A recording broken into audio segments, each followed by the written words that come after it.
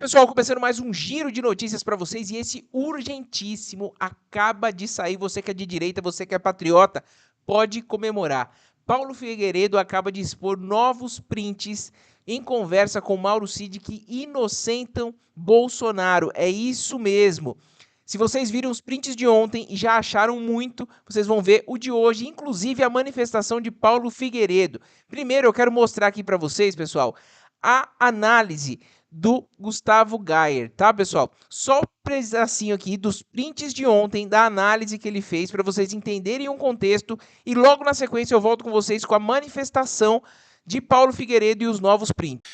O que eu vou mostrar para você agora é estarrecedor. É mais um conjunto de evidências que prova, além de qualquer sombra de dúvida, de que não houve uma tentativa de golpe no 8 de janeiro.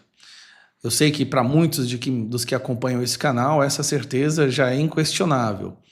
Mas tem muita gente ainda que vive nessa ilusão. E é uma ferramenta para a gente poder esclarecer o que realmente aconteceu. Foi publicado agora, vazou na internet, no UOL, uma sequência de prints entre uma conversa que aconteceu entre Paulo Figueiredo e Mauro Cid no dia 8 de janeiro, logo após o vandalismo, né, aquele ato do 8 de janeiro.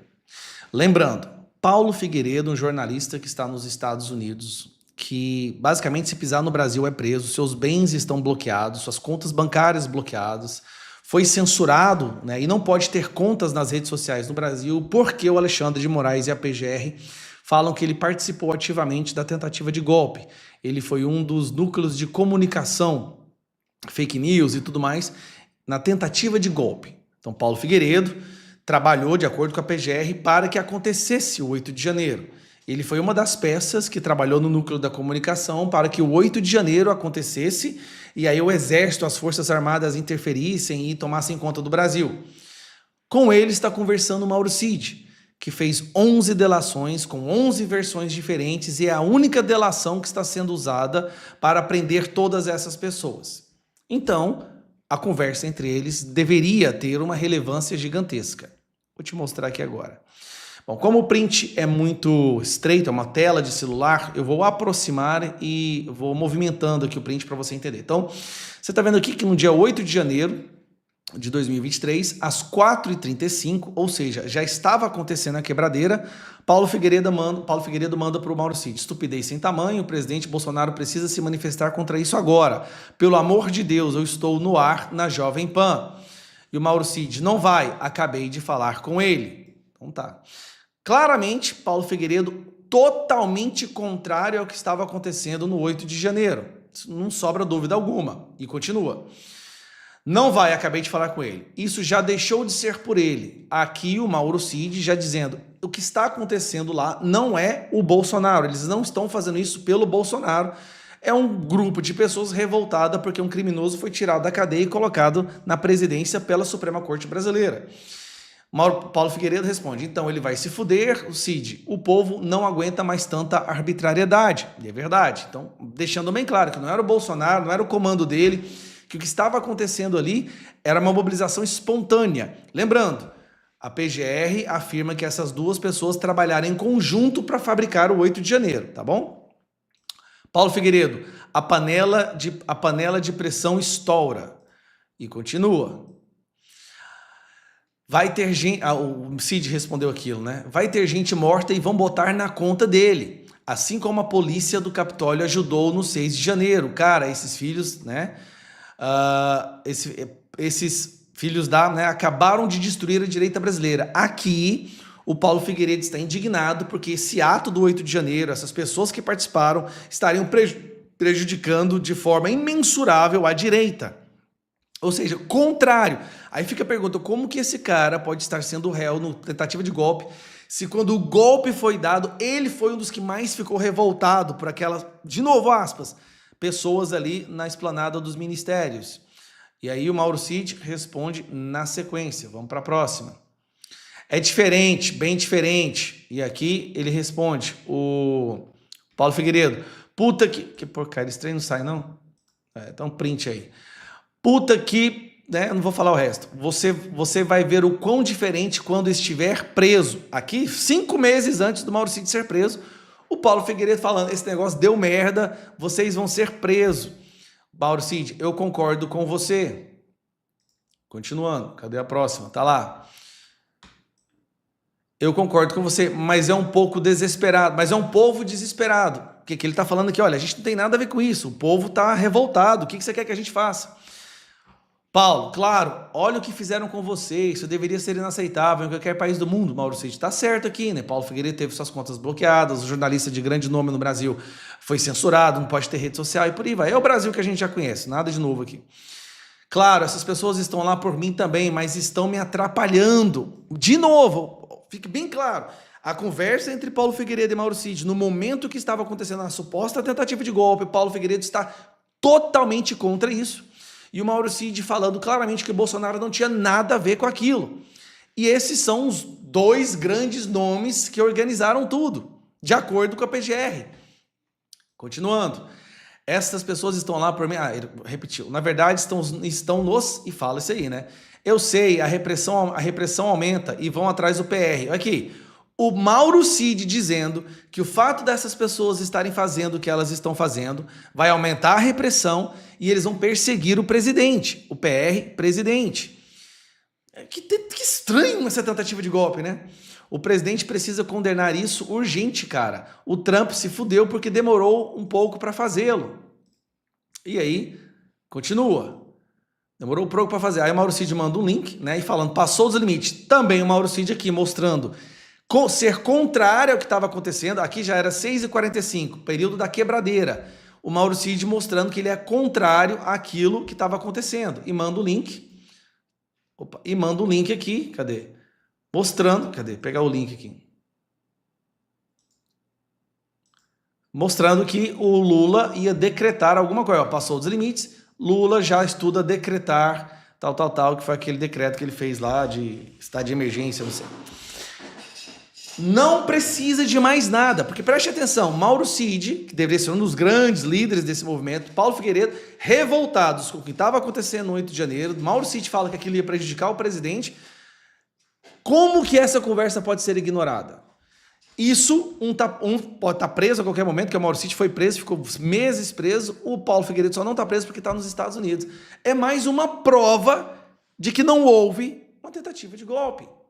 Pois é, pessoal, vocês tiveram uma noção do peso disso. E agora eu quero mostrar para vocês aqui a manifestação de Paulo Figueiredo com novos prints. Presta muita atenção no que ele falou, porque isso vira completamente o jogo para o capitão Bolsonaro. Dá uma olhada aí. E por que eu tenho que trazer nesse caso? Porque a internet está falando muito sobre o tal do vazamento do UOL que envolve o meu nome na reportagem.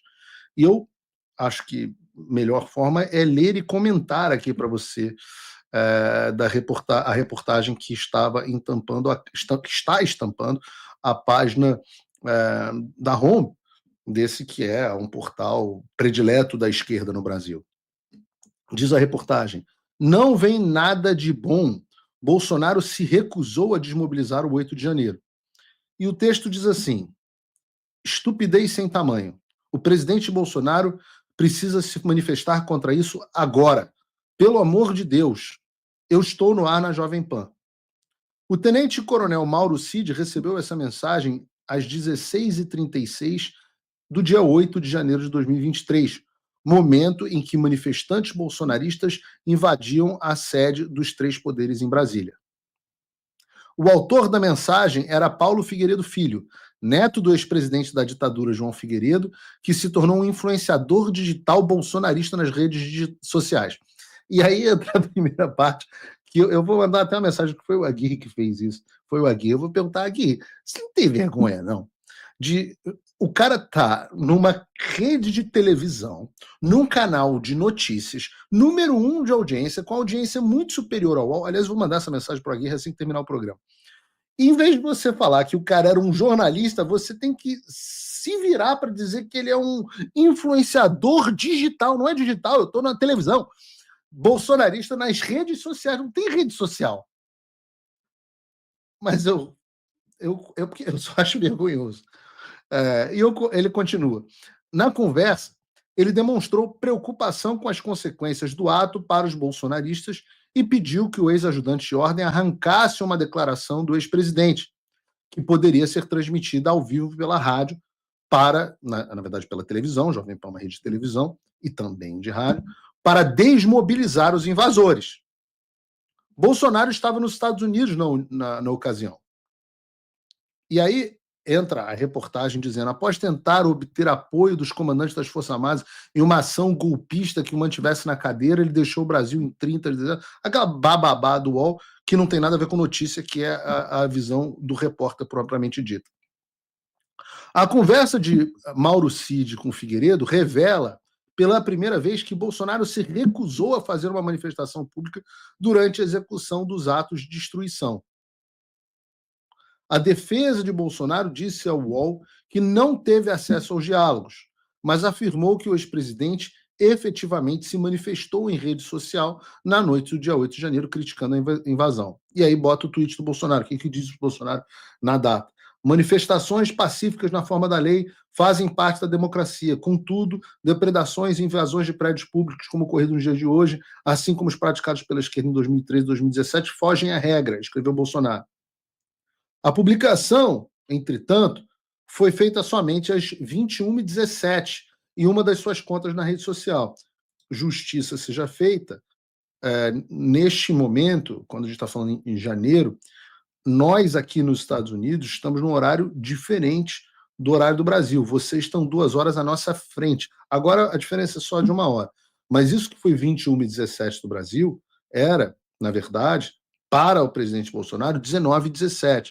E ele estava, de fato, também ali passando por problemas de saúde naquele dia, das complicações lá da facada. Mas ele se manifestou depois que os jatos já haviam sido contidos pela Polícia Militar, e àquela altura o governo federal já havia decretado intervenção na segurança pública do DF. De fato, e isso é um fato inequívoco, o presidente Bolsonaro só se manifestou depois que a merda fedeu. Já tinha dado Jornal Nacional, já tinha dado intervenção, já tinha gente presa, já tinha o escambau, né? O Alexandre de Moraes, que estava em Paris, já tinha dado ordem aqui, e etc, etc. Isso é um fato. Procurado, Paulo Figueiredo confirmou o teor da conversa com Mauro Cid, que de fato aconteceu. E o que eu disse ao UOL: o diálogo corrobora o meu posicionamento, que é público. O 8 de janeiro foi uma armadilha na qual alguns caíram de forma estúpida. O presidente Bolsonaro, felizmente, ouviu o meu conselho e reviu a sua posição, condenando os atos em seguida. O que é interessante e curioso para mim é, e aqui entra um dos pontos-chave aqui, se a Polícia Federal tinha acesso a esses diálogos e sabia da minha posição, por que aparentemente me indiciaram sem base alguma? E por que a PGR me denunciou? É claro que o motivo é político, disse ao UOL. Aliás, o UOL não teve nenhuma dificuldade de me localizar, ao contrário dos oficiais de justiça do Alexandre, né? A conversa de Cid Figueiredo faz parte de um conjunto de mensagens guardadas no telefone celular do tenente-coronel Mauro Cid, que até hoje permaneciam inéditas. O aparelho foi apreendido pela Polícia Federal em 3 de maio de 23, quando o tenente-coronel foi alvo de uma operação sobre fraudes e certificados de vacina, essa que foi para o espaço, né? O UOL teve acesso ao conteúdo do telefone celular do Cid num total de 77 gigabytes. São mais de 20 mil arquivos e apenas no WhatsApp 158 mil mensagens. Uma parte do material se tornou público após a conclusão das investigações da Polícia Federal, mas o restante ainda estava sob sigilo. Eles continuam. Cid respondeu a Paulo Figueiredo que havia conversado com o ex-presidente e que ele não queria se pronunciar. E aí coloca os diálogos aqui para a gente, Bruno, para a gente ler o diálogo. O que eu disse exatamente enquanto as manifestações estavam acontecendo? Você tem que voltar no tempo e pensar o que você de casa estava pensando quando você ligou a televisão e me viu na Jovem Pan e viu todos aqueles negócios. Eu sei o que o chat da Jovem Pan dizia, era todo mundo me chamando de traidor, traíra, que aquilo era maravilhoso, o que estava acontecendo. Eu lembro muito bem disso. Enquanto eu chamava a manifestação de estúpida. Mas enquanto eu fazia esse comentário público, eu tentava contato com o presidente Bolsonaro, tentava contato com as lideranças da direita, e eis o que eu dizia, está aqui, Eu volto a dizer, não existe um Paulo Figueiredo personagem da televisão e um Paulo Figueiredo personagem em conversas privadas. Infelizmente, as minhas conversas privadas, que não deveriam, estão se tornando públicas. Mas é bom, porque eu não tenho nada a esconder. E o que elas dizem? Estupidez sem tamanho. O presidente Bolsonaro precisa se manifestar contra isso agora. Pelo amor de Deus. Eu estou no ar na Jovem Pan. E, de fato, o que eu queria era que o presidente Bolsonaro emitisse uma declaração para que eu vinculasse naquele momento no ar, para atrapalhar os planos da esquerda de culparem o presidente. Mauro Cid me responde, não vai. Acabei de falar com ele. Mauro Cid, nessa altura, já não era mais ajudante de ordem do presidente Bolsonaro, mas gozava de uma boa relação com ele. Mauro Cid responde, acabei de falar com ele.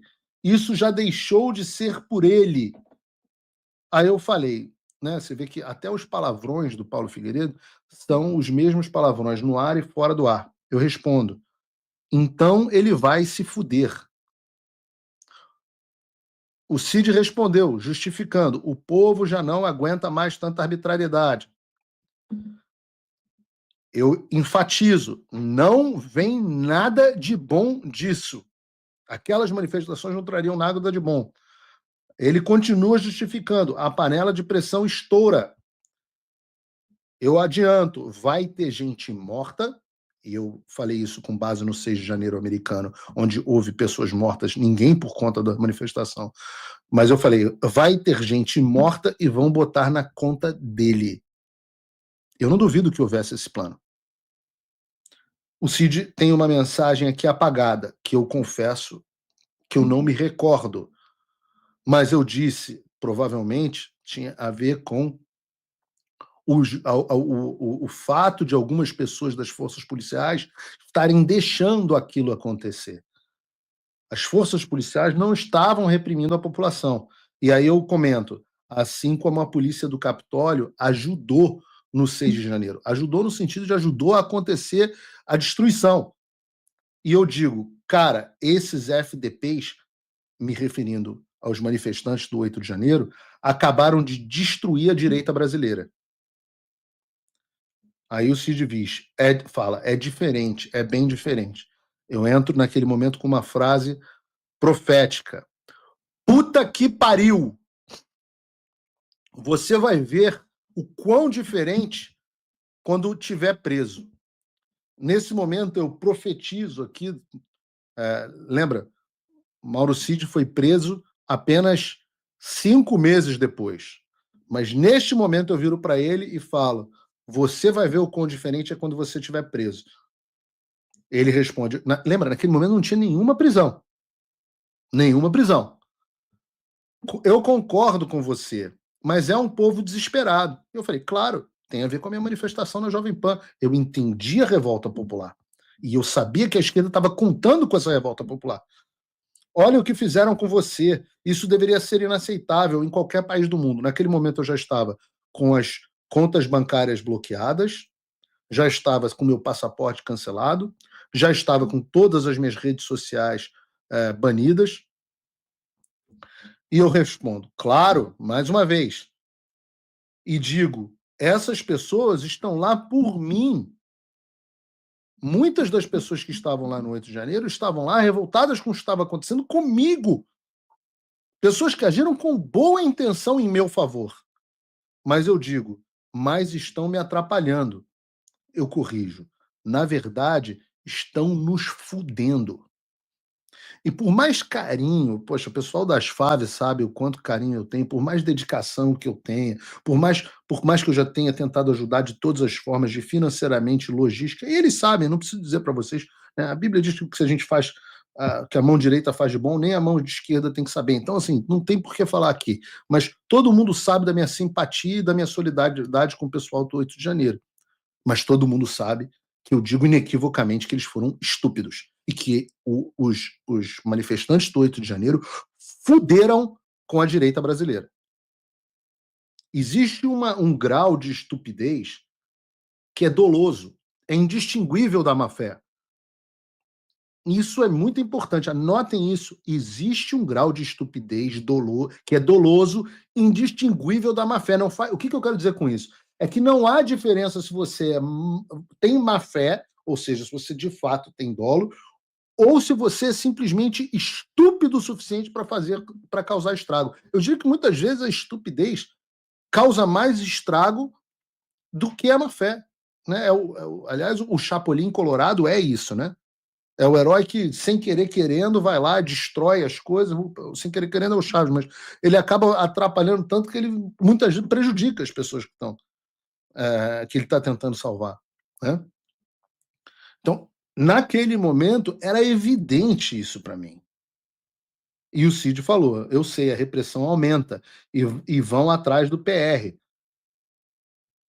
Aí eu digo, o presidente precisa condenar isso urgente.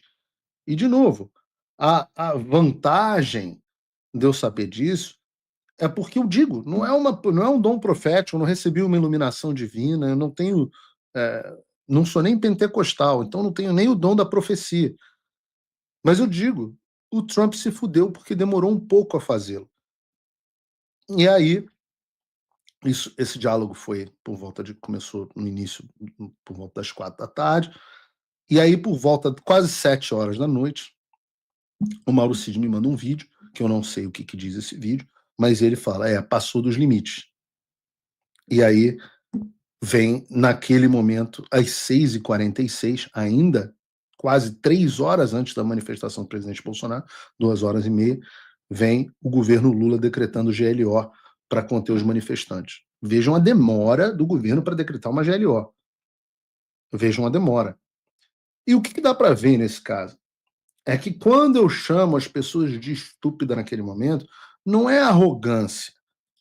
Não foi arrogância, não foi prepotência, não foi Paulo Figueiredo, só você sabe o que é certo. Não, mas tem certas coisas que, porque a gente estudou melhor e porque a gente sabe fazer análise política, a gente sabe o que vai acontecer. Eu sabia qual era a Arapuca, eu sabia que iam atrás do presidente Bolsonaro, eu sabia que iam usar o 8 de janeiro para destruir a direita no Brasil, e é exatamente o que eles tentaram fazer, e estão tentando ainda fazer. Eu sabia que o tenente-coronel Mauro Cid seria preso. Ora, em outros diálogos, que talvez se tornem públicos em algum momento, vocês vão ver que eu aviso ao presidente Bolsonaro que ele seria alvo de uma busca e apreensão com base numa desculpa qualquer, na época eu achei que era o inquérito das joias que eles iam utilizar, para pegar o celular dele. Como Paulo Figueiredo, como você sabe que o presidente Bolsonaro ia sofrer uma busca e apreensão antes dele sofrer uma busca e apreensão? É porque você tinha uma fonte na Polícia Federal? Neste caso, não. É porque eu vi o Trump sofrendo uma busca e apreensão com um motivo estúpido na tentativa de encontrarem alguma coisa e até plantarem provas. Eu chego a falar, presidente Bolsonaro, você precisa ter câmera em todos os lugares. Não deixe ninguém da Polícia Federal andar sozinho. E por isso eu disse, não volte ao Brasil. É arrogância? E me aborreci com o presidente. Ele talvez se lembre. É arrogância? É prepotência? Não. É saber o que vai acontecer, porque não por premonição, mas por fazer a análise política correta. Que é o que eu acho que falta miseravelmente às pessoas, ao próprio presidente, mas certamente a muitas pessoas no entorno dele. Acho que ele escuta principalmente. Do que dá para a gente tirar dessas conversas? Outra coisa que eu antevi aqui no Paulo Figueiredo Show. Vocês devem lembrar que eu dizia, a defesa do presidente Bolsonaro precisa insistir em obter a íntegra do material dos celulares do Mauro Cid, do celular do Mário Fernandes, etc, etc. Porque pode haver coisas ali que inocentem o cliente. Coisas propositalmente omitidas pela Polícia Federal. E daí o que eu quero dizer para vocês? Eu quero dizer para vocês que isso não é mais um talvez. Estas mensagens que estão aí, elas, de forma categórica, me inocentam. Porque, ora, eu não posso ser culpado de ter incentivado a insurreição do golpe do 8 de janeiro se eu estava no ar e privadamente com o ajudante de ordem do presidente Bolsonaro pedindo, caracterizando aquilo como estúpido, antecipando que era uma armadilha da esquerda, antecipando que aquilo seria usado para perseguir a gente. E por que esses diálogos foram omitidos em todo momento, não só no processo, como também em todo o relatório da Polícia Federal, na acusação e até mesmo pela imprensa até hoje?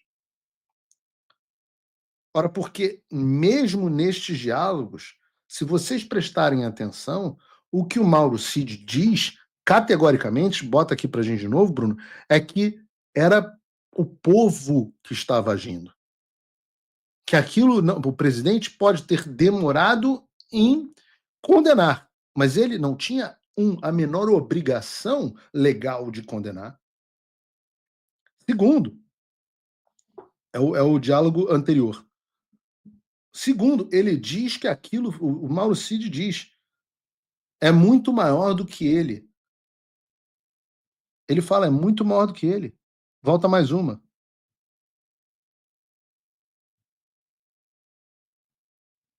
É o outro. Ó, é um povo desesperado. Mais um, volta mais um. É um povo desesperado. É muito maior do que ele. Então, como pode o presidente ter orquestrado o 8 de janeiro, enquanto o ajudante de ordem diz a panela de pressão estoura? O que esse raio-x dessas conversas mostra, inequivocamente, é difícil alguém não conseguir ver isso. O povo já não aguenta mais tanta arbitrariedade. Isso já deixou de ser por ele. Ou seja, estas mensagens, a mim, inocentam de forma categórica. Ao presidente Bolsonaro, elas atrapalham em muito a narrativa do processo, de que o presidente Bolsonaro, na verdade, era o idealizador das ações do 8 de janeiro. Vejam, são conversas privadas entre pessoas que, segundo a denúncia, fazem parte do núcleo bolsonarista. E mesmo as pessoas mais próximas reconhecem o 8 de janeiro como o que ele foi, uma manifestação popular, e pelo menos um destes percebeu que era uma manifestação popular de pessoas que não aguentavam mais, que agiram pressionadas pela falta de ação e pelo perder o mané, pelo ação descarada do Alexandre de Moraes de forma injusta, a condução desastrosa dele do processo eleitoral, o golpe que o Alexandre de Moraes deu, e as pessoas foram para as ruas e foram instrumentalizadas de forma estúpida em favor da esquerda. É isso que estes diálogos mostram. Mas o que eles também mostram é que a Polícia Federal agiu de forma criminosa em conluio com Alexandre de Moraes. Deixa eu afirmar de forma categórica para que não haja dúvida. A Polícia Federal, na época do senhor Fábio Shor, agiu de forma criminosa em conluio com o juiz criminoso relator desse processo para omitir diálogos que inocentariam de forma categórica um dos réus, que é o meu caso. O que eu estou dizendo é a Polícia Federal e a Procuradoria-Geral da República sabem da minha inocência. Não há, poxa, eles não há falta de diálogo, você tem que apresentar uma defesa porque eles sabem que eu sou inocente, assim como eles sabem que o presidente Bolsonaro é inocente. Mas nós hoje temos gangsters dentro do governo, para usar o termo do atual diretor do FBI, Kash Patel, que escreveu o livro Government Gangsters, exatamente sobre estas pessoas que ocupam cargos governamentais e utilizam ele em favor da sua agenda política. Nós sabemos agora o que mais há nos celulares do Mauro Cid, do General Mário e de tantos outros. Olha, vejam, hoje a Polícia Federal começou a distribuir, na semana passada para o UOL, mas hoje a Polícia Federal começou a disponibilizar para as defesas o conteúdo do celular do Mauro Cid. Vejam, segundo o UOL, que teve acesso antes das defesas no processo, o que por si só já seria absolutamente legal, deixa eu dizer para vocês, isso que o UOL está publicando, que foi vazado pelo gabinete do Alexandre de Moraes ou pela Polícia Federal, por quem quer que seja, mas certamente foi vazado, e não vai haver nenhuma investigação por violação de sigilo funcional, como aconteceu com o menino lá que tá do assessor especial, como é o nome dele? Coloca aqui no chat, o cara da Vaza Toga. Não vai acontecer investigação de sigilo funcional, apesar da informação ter parado no UOL. Mas as defesas tiveram que assinar um termo inédito de confidencialidade, até mesmo dos e-mails enviados com os dados. As informações estão chegando e eu espero muito que as defesas tornem isso público, porque eu acabo obtendo algumas informações de bastidores.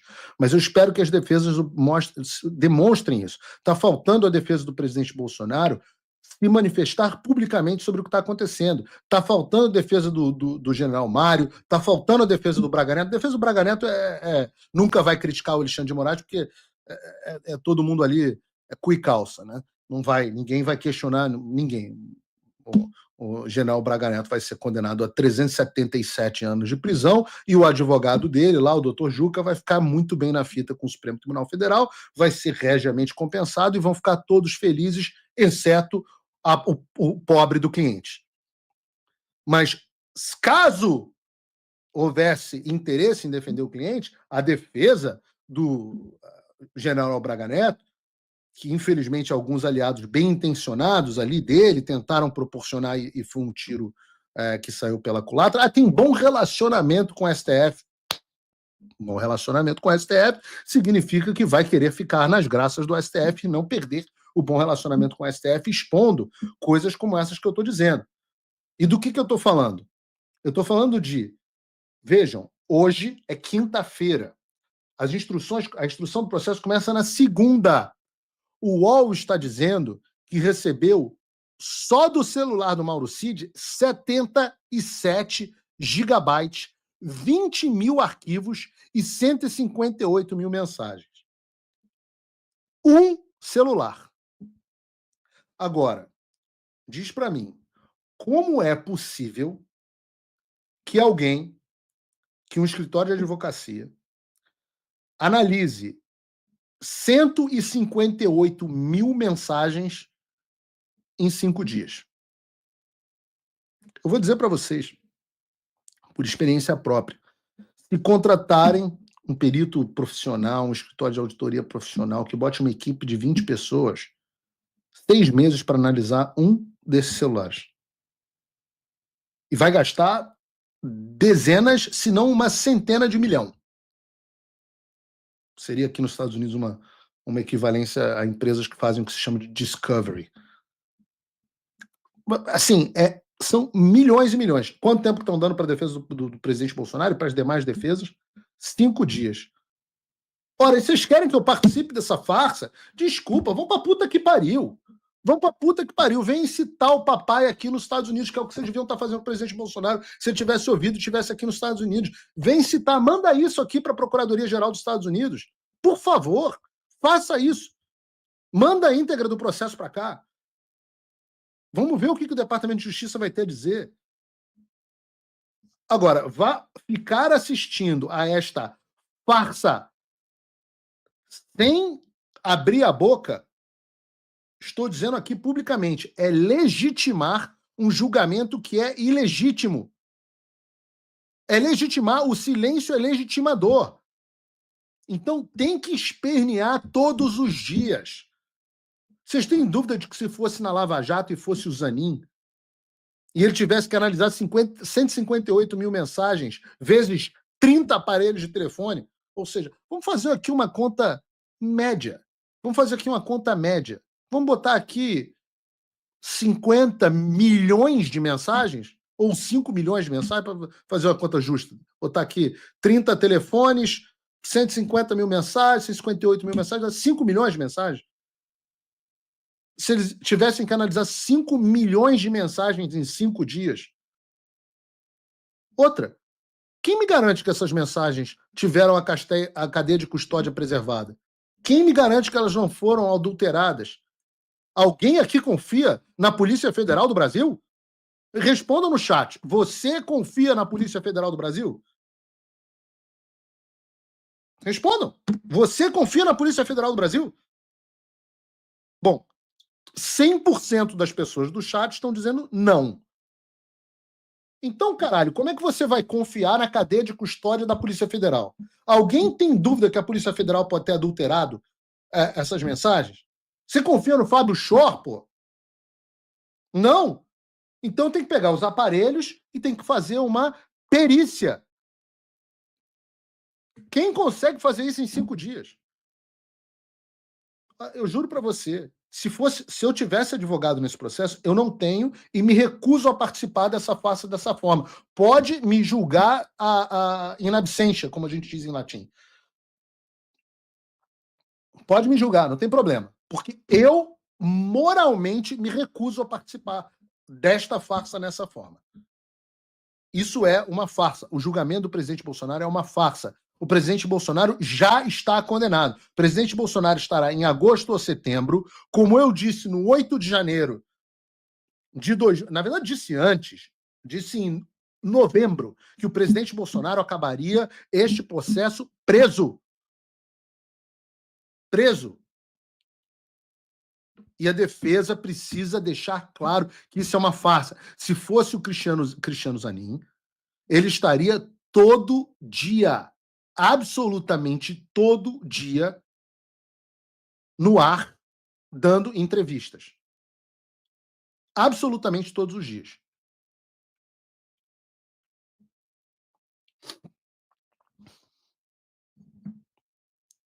Beber até uma água. Tô ficando gripado. Você pode viajar pra cacete.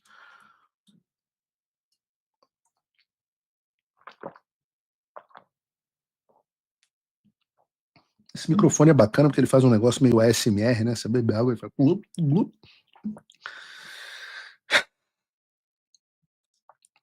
Eu vou inverter a pauta, produção. Porque eu vou conectar isso com a pauta 3 no Bolsonaro 2.0. Porque tem tudo a ver com o que eu estou falando. A gente viu a confissão do Barroso, a gente vai falar sobre ela, e a gente está vendo essa farsa do julgamento do Bolsonaro. Tá? A gente está vendo essa palhaçada. E aí eu pergunto a vocês que estão assistindo, diante desta palhaçada, o que vocês querem? Eu gosto da interação do programa, eu vou deixar vocês responderem no chat. O que vocês preferem? Posições mais duras ou mais fracas contra o STF e o TSE? O que vocês esperam da liderança de vocês? Vou dar um exemplo do Donald Trump. Donald Trump sofreu uma parte das injustiças que o presidente Bolsonaro está sofrendo. Não havia nos Estados Unidos um Alexandre de Moraes. Houve juízes injustos, posições autoritárias, mas não houve um Alexandre de Moraes. O que o presidente Donald Trump fez? Todos os dias ele publicava. Ele estava boa parte do tempo sem rede social. Ele publicava, isso é uma caça às bruxas. Ele desrespeitou ordem de censura. Ele foi lá pessoalmente e enfrentou a corte em todas as audiências. Quantas vezes ele foi? Várias. A foto do Trump, eu chamei a atenção, o mugshot, né? Aquela cara de puto, de bravo. As posições do Trump diante da perseguição que eles sofreram foram de quê? Ora, eu vou destruir as pessoas quando eu chegar lá. Força. E eu tenho certeza que vocês, que estão dizendo aqui no chat, se você não está assistindo ao programa ao vivo, deixa o seu comentário, mas está aqui. Posições mais duras, eu quero vingança, para cima. É isso que você quer das suas lideranças. No entanto, o presidente Bolsonaro resolveu dar uma entrevista ao UOL. Eu não estou falando com o presidente Bolsonaro para preservar a medida cautelar que tem, dizendo que a gente não pode se comunicar, para não haver combinação de defesa. Ora, eu não vou nem ter defesa, então não faz nem sentido. Mas eu não quero ser motivo para o presidente Bolsonaro acabar preso antes da hora. Então, eu soube que o presidente Bolsonaro daria uma entrevista para o UOL, especificamente ao Josias de Souza. E aí eu falei, olha, mais uma atitude pouco inteligente. Josias de Souza é um verme, não é um jornalista. Foi meu colega de bancada na Jovem Pan e não aguentou trabalhar comigo 2 meses porque eu desmentia as mentiras deles todos os dias no ar. Ele saiu desmoralizado, pediu demissão da Jovem Pan e eu até pouco tempo achava que ele tinha se aposentado. Porque o UOL é uma espécie de cemitério dos elefantes, né, dos jornalistas. É para onde eles vão morrer, onde eles vão cair na insignificância, onde a militância completa é tão grande que eles acabam tendo que ir para o UOL. Mas ainda assim o presidente achou que era uma boa ideia dar uma entrevista de 2 horas, pelo menos aceitou o conselho de fazer ao vivo, mas achou que era uma boa ideia dar uma entrevista de 2 horas ao Josias de Souza no UOL. Não tem como falar 2 horas e não falar bobagem. E o que diz, vou publicar aqui o pessoal do Space Liberdade, tem aí o tweet do Space Liberdade? Eu gosto do Space Liberdade, de vez em quando me dão uma sacaneada, mas eu gosto, acho que são do bem. O tweet diz o seguinte, Bolsonaro... Ah, tá, é um vídeo, bota aí. Certeza, se hoje voltasse, militar só no GSI, nem na defesa da Secretaria Militar. Apesar de ser apaixonado pelo Braga Neto, excelente trabalho. Mandou bem. Entre outros. Mas é civil. Os ministros palacianos seriam mais experientes do terreno militar lá também. Que experiência é essa? De parlamento. Eu fui muito bem, me senti muito bem com o Ciro quando ele assumiu a Casa Civil. Verdade. Dado a vivência, o seu conhecimento com o parlamento, me tirou uma série de problemas. Ele resolveu o assunto, ele procurava o líder e conversava. E isso é uma babaquice que gente, inclusive apoiadores, parlamentares, etc., não entendem. Ora, o Bolsonaro não vai conseguir mudar o básico do funcionamento da política, porque a política funciona como política no mundo inteiro. Aqui, os Estados Unidos também tem o seu Ciro Nogueiras. Vocês que me acompanham sabem que eu nunca, desde da Jovem Pan, tive a posição de que o Bolsonaro deveria se afastar do Centrão. O Centrão existe, ele foi colocado lá por nós, por vocês, eleitores, por nós. Os deputados foram colocados lá, eles representam, na nossa democracia deturpada, eles representam a população. E a forma do funcionamento da República é com a participação do Congresso. Ah, não, mas eu não gosto do Centrão. Não, mas os caras são eleitos e fazem maioria. Se você não gosta deles, só tem uma alternativa. O presidente Bolsonaro tem que se tornar, de fato, um ditador autocrata. Ora, o meu avô, quando presidente, o ditador Figueiredo, governou com um Congresso eleito de oposição. Quem eram as pessoas que meu avô tinha que lidar? Lembrem-se, Ulisses Guimarães, José Sarney, Antônio Carlos Magalhães, meu avô, e tinha que lidar. E são essas pessoas que faziam as coisas acontecerem. Aí vem a ideia, nada contra como militar, um grande militar, mas vou botar o general Ramos para tocar. Meu Deus! Como pode essa loucura? O general Ramos para tocar o Congresso? Internar uma pessoa que dá uma ideia. Alguém devia ter virado e falado, presidente, tem que internar. Imagina que o Trump tivesse nomeado, sei lá, o general... Como é o nome dele? É até maluquinho, eu conheci ele pessoalmente. Meio que o Anon. Para tocar o Congresso. Não dá. Não dá. Quando o presidente Bolsonaro assumiu, ele não deve lembrar disso. mas eu tive uma conversa com ele na época, mandei uma mensagem e falei assim: olha, os seus problemas virão do judiciário. O Congresso brasileiro é fácil de lidar com eles. O Congresso brasileiro é muito prostituído, é muito pouco ideológico. O Congresso nos Estados Unidos é muito mais difícil para o presidente lidar. Por quê? Porque os democratas vão sempre votar contra os republicanos e os republicanos vão votar 80% das vezes contra os democratas, não importa qual seja a pauta.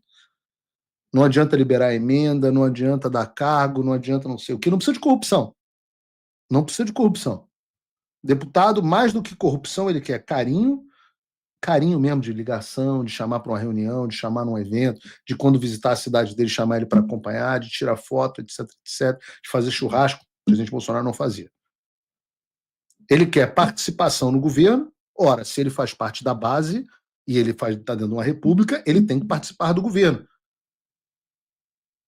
Porque o presidente precisa e chama um partido para compor o governo. O que é compor o governo? É ter função e cargo no governo. E ele quer emenda. Porque é a forma que ele faz a política dele local. Alguns fazem corrupção com emenda, vários deles. Aí é o trabalho da Polícia Federal investigar quem faz corrupção com emenda. Não é o trabalho do presidente da República. Então, é fácil. Lidar com o Congresso brasileiro é fácil, é a coisa mais fácil que tem. E quando você tem um cara como Ciro Nogueira, porque eu não tenho nenhum apreço pessoal, certamente não votaria nele. Mas ele é um cara que sabe lidar com a velha política. Tem caras bons que sabem lidar com a velha política. Eu tenho elogiado aqui o deputado Sócrates de Cavalcante.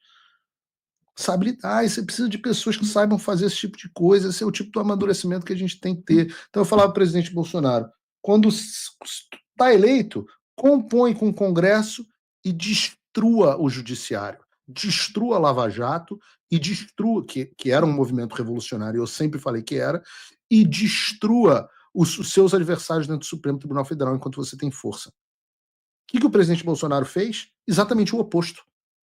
Ele partiu para o confronto com o Congresso e para uma composição com o Judiciário. Enterrou a CPMI da Lava Toga, certamente, chamou o juiz-mor do país para ser ministro da Justiça, que eu avisei que enfiaria uma faca nas costas dele, e dito e feito. Eu não sou um viajante do futuro, não, isso é análise política. E dito e feito. E estabeleceu uma relação de amizade, recebendo o Dias Toffoli. O que aconteceu com o Dias Toffoli? Que até dizem que é uma pessoa muito agradável. Mas o que fez o Dias Toffoli? O Dias Toffoli foi quem abriu o inquérito das fake news para salvar o rabo dele e do Gilmar Mendes, empoderando o Alexandre de Moraes. Por isso, até hoje, Gilmar Mendes e Dias Toffoli são eternamente gratos a Alexandre de Moraes e dão suporte a ele no tribunal.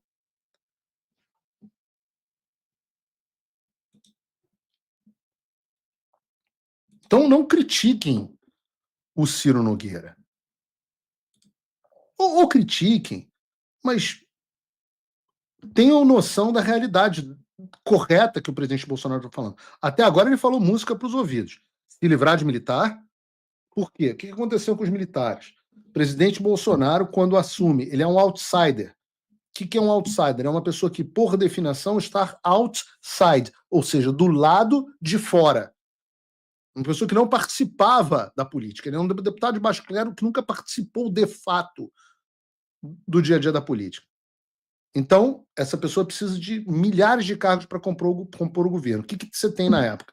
Você tem influenciador de rede social, tipo o que dizem que eu sou, influenciador de rede social. Você tem militante de Twitter e acabou. Aí o presidente Bolsonaro fala, porra, eu preciso colocar os cargos. O que eu tenho? Para ministro da Justiça, bota o Moro, que ele é um cara que está indo contra o Lula. Olha para a posição, pô, Olavo de Carvalho, quem que vai ser ministro da Educação? O professor Olavo de Carvalho, um gênio, um intelectual. Foi lá e indicou o Vélez. Puta merda, o Olavo não conseguiu organizar a vida dele. Imagina se ele ia ter condição de indicar alguém para organizar um ministério complexo como o da educação. Foi um absoluto desastre. Aí o presidente Bolsonaro ia vendo que esse bando de olavistas lacrador da internet não dava resultado em nada, e alguns davam e eram injustiçados, alguns não sabiam como a política funcionava, e alguns eram incompetentes que nunca tinham feito nada na vida. O presidente olhava e falava, porra, vou botar um militar. O militar, ele é bem preparado intelectualmente, todos são, patriota, a maioria é, e honestos, a maioria também é. Pô, resolvi. O meu banco de dados, o meu banco de recursos humanos vão ser os militares. Só faltou que os caras são funcionários públicos com uma mentalidade positivista que não é aquela que o povo elegeu o presidente Bolsonaro para implementar. Só faltou isso. Só faltou ele lembrar que esses caras, embora muito competentes, são como o Tarcísio, que não acreditam que existe esquerda ou direita.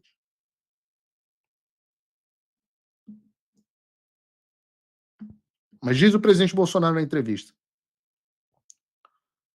vou me livrar dos militares,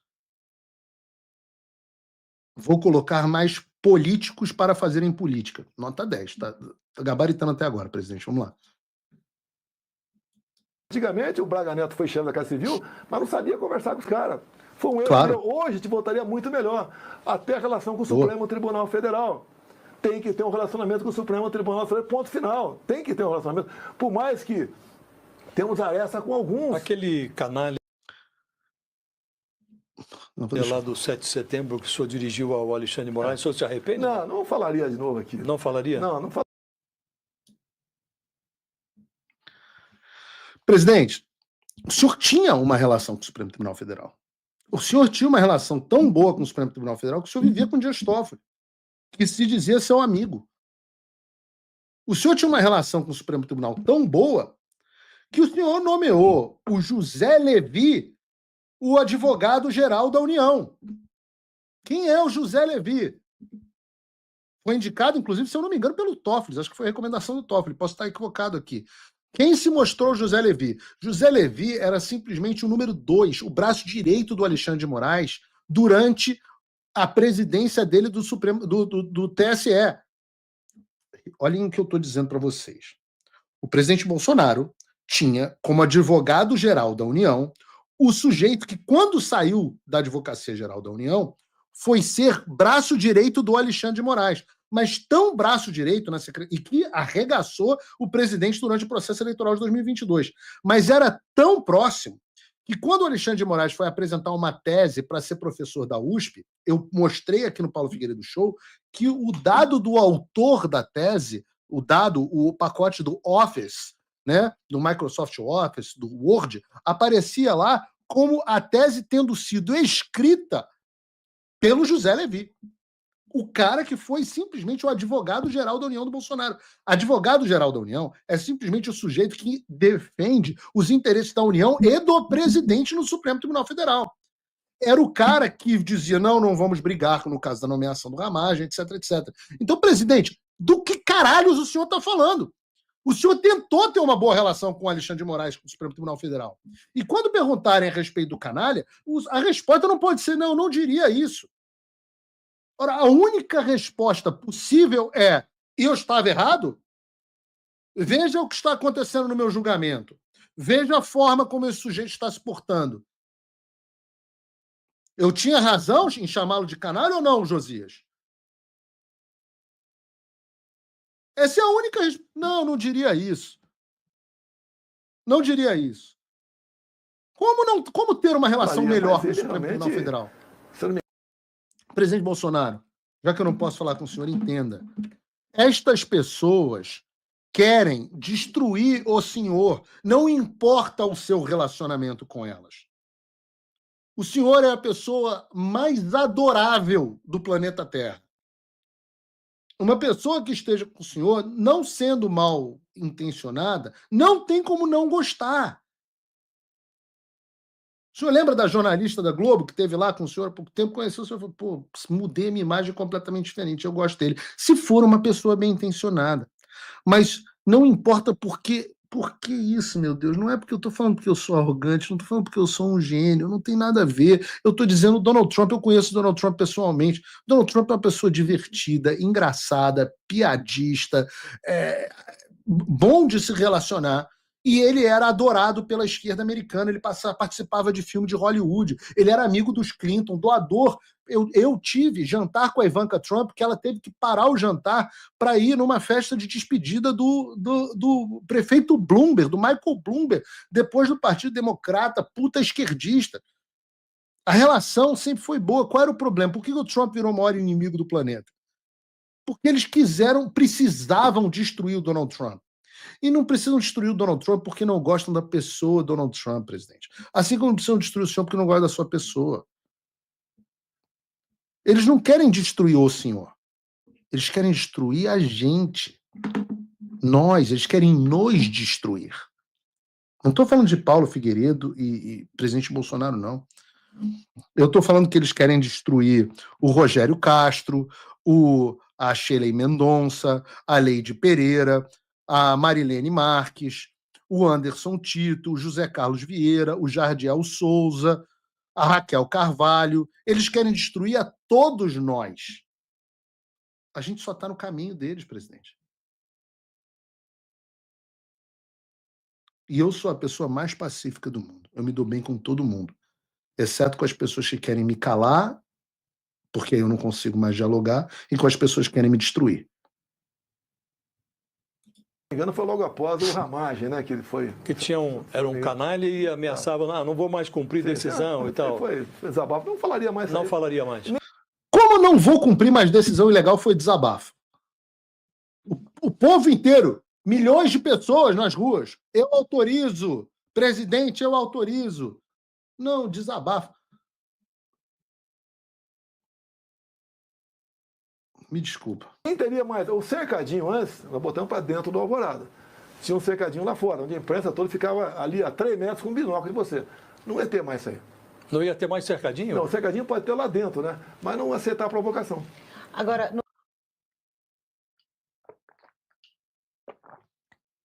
Não sei nem o que dizer de um troço desse. Não sei nem o que dizer.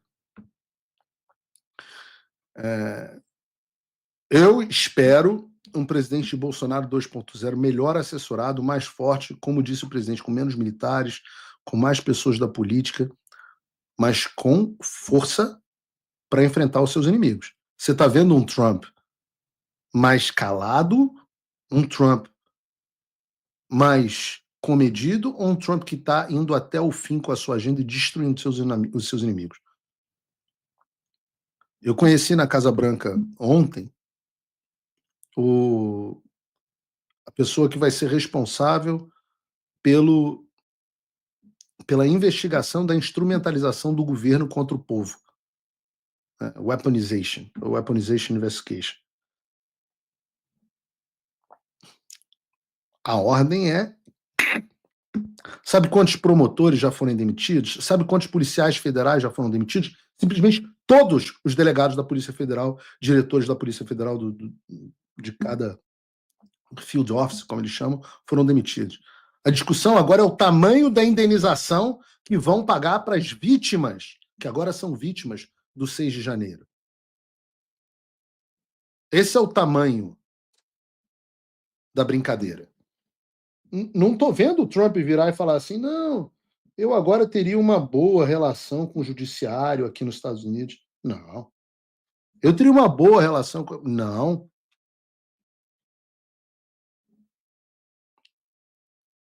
Então fica aqui o meu desabafo e a minha esperança para o Bolsonaro 2.0. Tomara que o presidente não me decepcione. Eu acho que ele será presidente de novo. Eu volto a dizer que ele é um homem bom, mas na semana passada apareceram diálogos onde eu disse que ele era um homem bom e um homem fraco. Eu cobro que ele seja um homem bom e um homem forte, porque nós precisamos de um homem forte. E só tem o presidente Bolsonaro. Nós não teremos, não há direita sem Bolsonaro, não há Michel Temer, não há outra aliança, não há Tarcísio, não há. O que nós temos é o presidente Bolsonaro, é quem será. Vamos esperar que ele seja forte.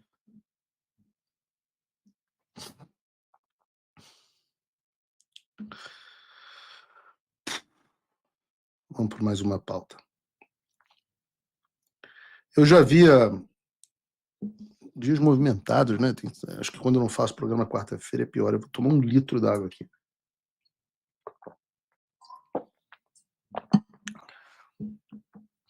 Eu já tinha falado aqui várias vezes, mostrado os fatos e as evidências que dizem que boa parte da responsabilidade do Brasil ter chegado ao estado em que chegou, boa parte dessa responsabilidade veio dos Estados Unidos.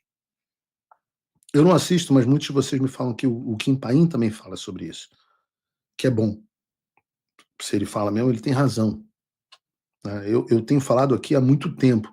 Inclusive, no final do ano passado, já contei essa história no ar, eu tive uma reunião uma vez no Comitê Judiciário daqui da Casa do Congresso dos Estados Unidos, na Casa dos Representantes, e no final do ano eu passei lá, já era aquele clima de final de festa, eu passei lá para sentar e tal, e bater papo com o pessoal, fazer meio que um balanço geral do ano e preparando uma estratégia para 2025.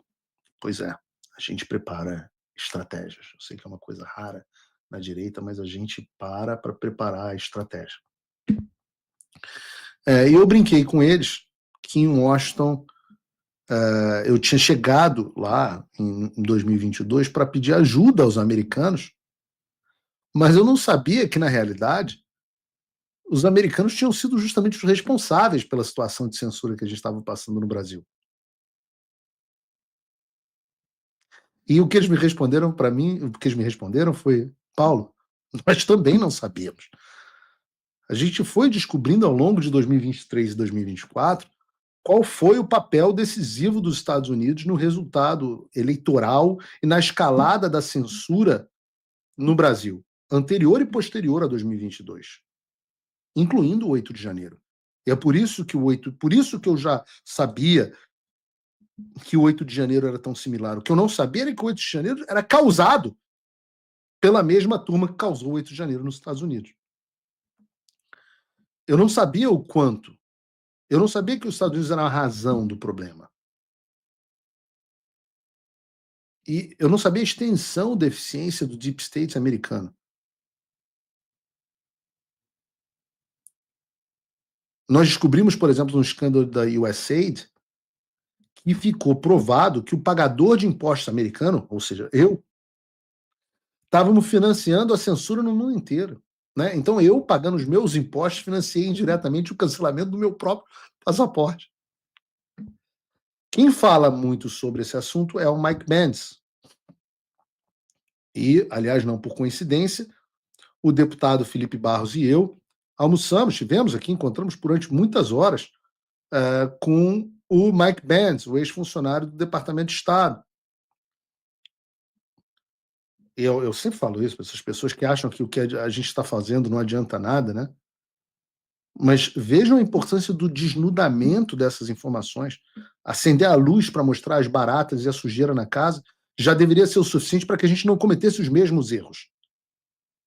Só isso já deveria valer uma enorme comemoração, mas a gente vai conseguir muito mais do que isso. Mas para vocês entenderem o grau de interferência realizada pelos Estados Unidos nas eleições brasileiras, vejam esse gráfico apresentado pelo Mike Pence num evento em Londres, cujo tema foi a liberdade de expressão. Esse gráfico complicado para um cacete, bota ele em tela cheia, Bruno, para facilitar a visão. Pode me tirar aqui do ar. As setas em vermelho indicam o financiamento do governo dos Estados Unidos. Então, tudo que está de setinha vermelha é financiamento do governo dos Estados Unidos. As setas em verde são o trabalho direto entre as instituições que estão ali elencadas do gráfico. Tá? E aí você vê que são 3 instituições-chave das quais partiam das quais partia todo esse esquema que interferiu nas eleições brasileiras. O Departamento de Estado, a USAID e a CIA. A USAID, deixa a tela cheia, Bruno, pode deixar, financiava o National Endowment for Democracy, o NED. E juntas, criaram o CEPS, o Centro para Excelência e Fornecimento do Processo Político, fortalecimento do processo político. A CEPS, por sua vez, recebia 150 milhões de dólares por ano do governo americano, sobretudo do Departamento de Estado, para pressionar os outros países a aprovar legislações de censura. E desses 150 milhões do CEPS, 20 milhões vieram especificamente para o Brasil. Ou seja, mais de 10% de todo o dinheiro da CEPS foi só para o Brasil. Aqui, o CEPS, em parceria com o Tribunal Superior Eleitoral, depois presidido pelo Alexandre de Moraes, mas antes presidido pelo Gilmar Mendes e pelo Barroso, ajudou a criar uma série de regulamentos que permitiam e incentivavam a censura do Brasil. Pode me botar na tela de novo, Bruno, deixa no canto. Um exemplo dessa parceria foi o tal do Guia de Combate à Desinformação elaborado pelo CEPS. Agora, quem participou da elaboração desse guia? O TSE, que foi citado como sendo um exemplo de trabalho a ser replicado em outros países. Outra ocasião em que essa parceria ficou explícita foi em 2021, quando o TSE participou de um encontro virtual global sobre, abre aspas, ameaças digitais à democracia. Um evento que foi chamado de Eleições e a Transformação Digital. Quem pagou pelo evento? Quem promoveu? O CEPS e o ACD. E quem estava lá participando do evento, para surpresa de ninguém? Luiz Roberto Barroso. E as iniciativas que foram debatidas nesse evento, tudo isso aqui está público, tá, gente? Não tem nenhuma teoria da conspiração aqui, não. Está tudo dado público. As iniciativas debatidas nesse evento, que integraram o Programa de Enfrentamento à Desinformação do TSE, lembra do Talhaferro? Lembrei o nome dele agora. Talhaferro. O CEPS era a referência teórica citada no documento. Volto a dizer, tudo público. Entra no site da Justiça Eleitoral do Brasil e está tudo lá. Essas informações são públicas, algumas delas já tinham saído em vários jornais, outras informações sobre a participação americana nos Estados Unidos, diplomática, já haviam sido noticiadas pelo Financial Times ainda em 2023. Mas isso, e até pela Globo News, não sei se foi Natuzaneri, não me lembro quem fez um podcast sobre isso. Mas agora tudo isso deixou de ser uma simples informação que tinha saído em um outro site. Pode me botar na tela cheia, Bruno. Agora tudo isso deixou de ser uma informação. Estava no site, teve uma reportagem do Financial Times, o Mike Benz falou num podcast, o Paulo Figueiredo e o Kim Paim falam isso no programa deles. Deixou de ser uma possibilidade e nós descobrimos que, de fato, os Estados Unidos interferiram na eleição brasileira por uma confissão. E eu repito que é uma confissão porque nós temos este que eu acabei de citar, o próprio Luiz Roberto Barroso, presidente do Supremo Tribunal Federal, mostrando que estava envolvido até o pescoço nessa história. Bota o vídeo aí do Carteiro Reaça. Tivemos um decisivo apoio dos Estados Unidos à institucionalidade e à democracia brasileira em momentos de sobressalto. Eu mesmo, como presidente do Tribunal Superior Eleitoral, estive com o encarregado de negócios americanos, tive muitas vezes, mas em 3 vezes eu pedi declarações dos Estados Unidos. Peraí, teve quantas vezes? Volta aí. Tive muitas vezes, mas em 3 vezes eu pedi declarações dos Estados Unidos de apoio à democracia. Teve...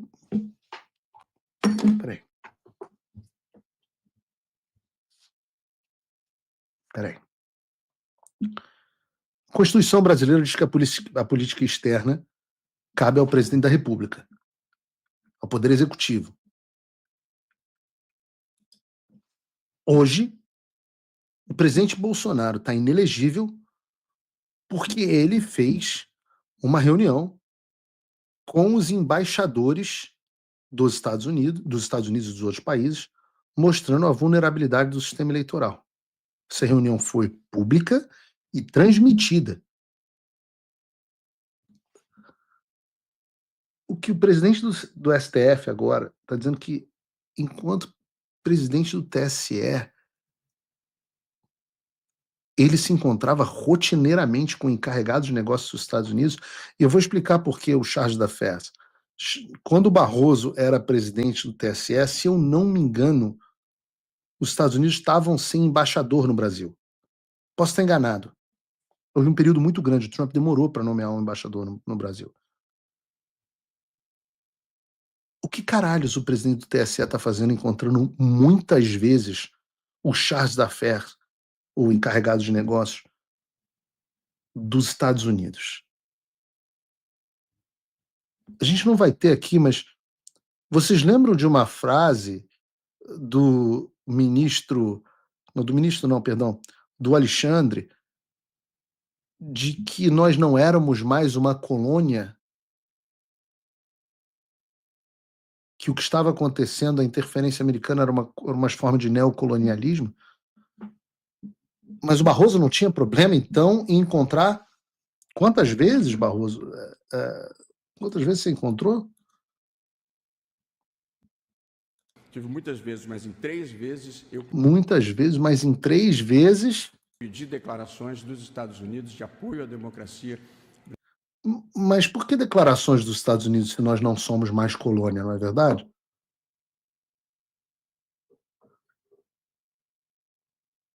Tive muitas vezes. E o que você fez, Barroso?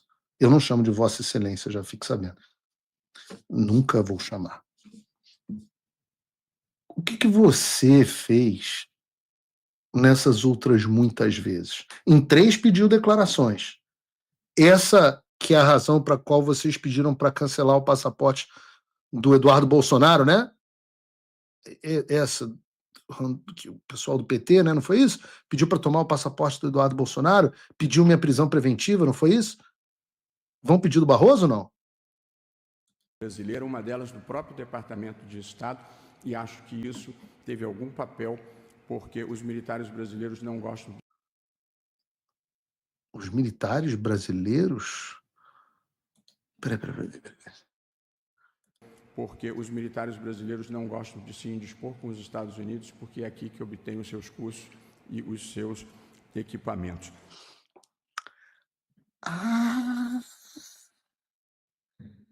Quer dizer que, como o Paulo Figueiredo noticiou em 2022, os militares brasileiros não tomaram uma postura, não cumpriram, vou ser correto aqui, não cumpriram seu papel constitucional também porque tinham medo de sanções dos Estados Unidos?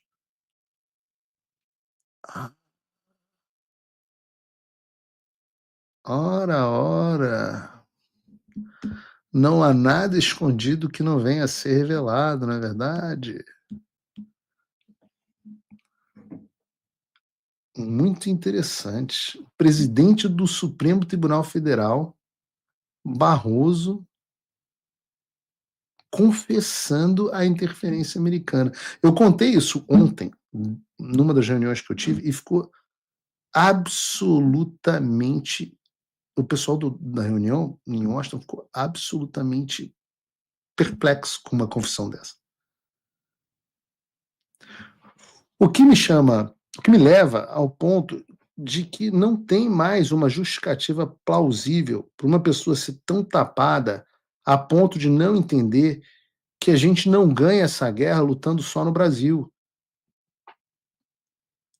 Ora, se segundo o réu confesso, o traidor da pátria, confesso, ministro Barroso, foram os Estados Unidos que foram decisivos para tornar o Brasil uma ditadura durante a administração Biden, agora, durante a administração Trump, onde é que a gente tem que lutar a guerra? É no Brasil ou é aqui? Ora, é evidente que nós precisamos buscar os Estados Unidos para desfazer a merda que eles fizeram durante o governo Biden. E não fizeram só no Brasil. Volto a dizer, se você botar o gráfico do Mike Pence, você vai ver que aquilo, 10% do CEPS foi para o Brasil, mas 90% foi para outros países. Eu digo para vocês, olha, dentro de uma reunião, isso eu posso falar que eu acho que não tem, na Casa Branca, eles voltaram a me falar, cara, a gente se solidariza muito com o que está acontecendo no Brasil, mas entenda, vocês não estão sozinhos. A gente está lidando com uma situação similar na Polônia. Não, não era essa imagem, não. Essa imagem é o Corey Mills. Mas tudo bem, pode botar a imagem. Depois a gente bota. É que a esquerda tem recursos limitados para lidar com isso. Vejam o Barroso em evento do LIDE, o Barroso está nos Estados Unidos, com a viagem, salvo engano, paga ou pelo contribuinte ou pelo evento do LIDE, financiado com dinheiro, inclusive, de devedor do INSS, com pessoas que têm ações na Suprema Corte do Brasil que vão ser julgadas por eles. Barroso foi também, aproveitou e fez uma reunião com o presidente da Suprema Corte Americana. E muita gente, ele está fazendo... Fiquem tranquilos, zero efeito.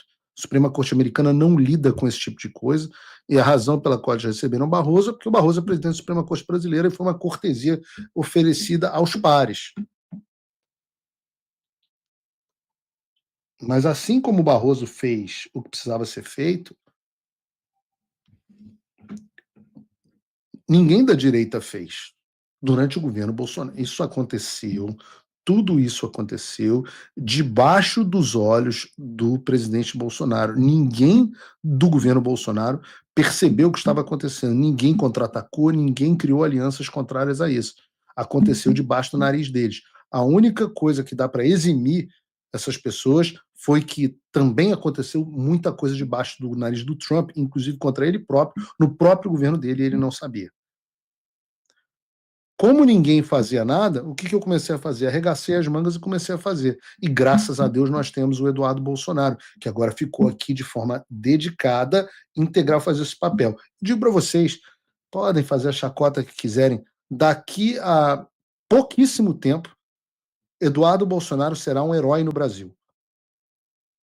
Guardem essas palavras. Aliás, João, guarda esse corte profético. Carrapato do Saco do Olavo, todo o outro, o energúmeno, toda a galera que faz piadinha, vai todo mundo sentar no colinho do papai para chorar. E eu digo, de novo, um deputado licenciado, um jornalista sem recursos, a gente chegou tão longe pela graça de Deus. E a gente vai continuar caminhando. Como eu disse, eu não fui para Washington ontem. Já falei milhões de vezes, mas é importante que as pessoas saibam. Eu odeio ir para Washington. Eu odeio viajar. Eu acho extremamente inconveniente. Durmo mal, dormi na sala, num colchão inflável, na sala de um apartamento de um amigo. Absolutamente desconfortável. Acordei gripado, estou resfriado, não consigo ter minha rotina, não consigo ir à academia. Fui por quê? Porque me chamaram. Se a Casa Branca me chama para uma reunião que diz que é importante eu ter para eu explicar determinadas coisas, eu vou. E vou continuar indo. Paulo, você tem certeza que vai acontecer? Hoje, o número que eu dizia que era 70%, depois eu disse que era 80%, agora eu diria que está em 90%. Pode não acontecer? Improvável. O que vai acontecer? Veremos. Eu acho que é uma questão de algumas semanas para a gente descobrir o que vai acontecer ou não. Vamos saber.